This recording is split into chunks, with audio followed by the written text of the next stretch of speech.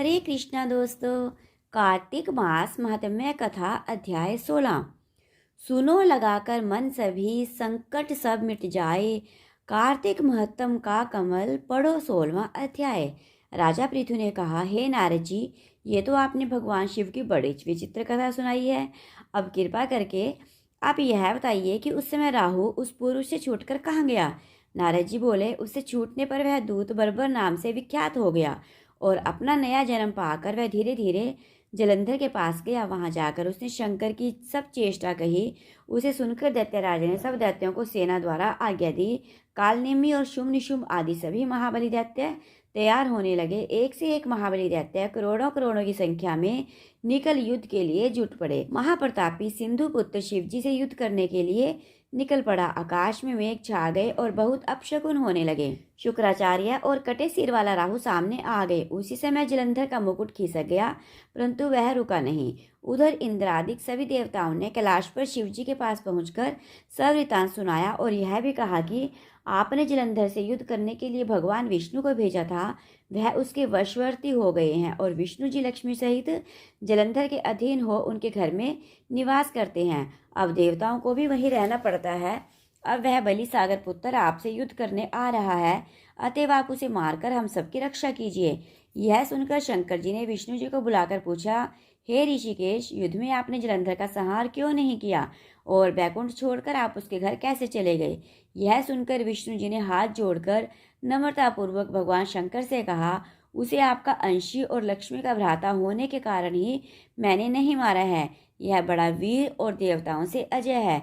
इसी पर मुग्ध होकर मैं उसके घर में निवास करने लगा हूँ। विष्णु जी के इन वचनों को सुनकर शंकर जी हंस पड़े। उन्होंने कहा, हे विष्णु, आप यह क्या कहते हैं। मैं उस दैत्य जलंधर को अवश्य मारूंगा। अब आप सभी देवता जलंधर को मेरे द्वारा ही मारा गया जान अपने स्थान को जाइए। जब शंकर जी ने ऐसा कहा तो सब देवता संदेश रहित होकर अपने स्थान को चले। इसी समय पराक्रमी जलंधर अपनी विशाल सेना के साथ पर्वत के समीप आ कैलाश को घोर सिंहनाद करने लगा।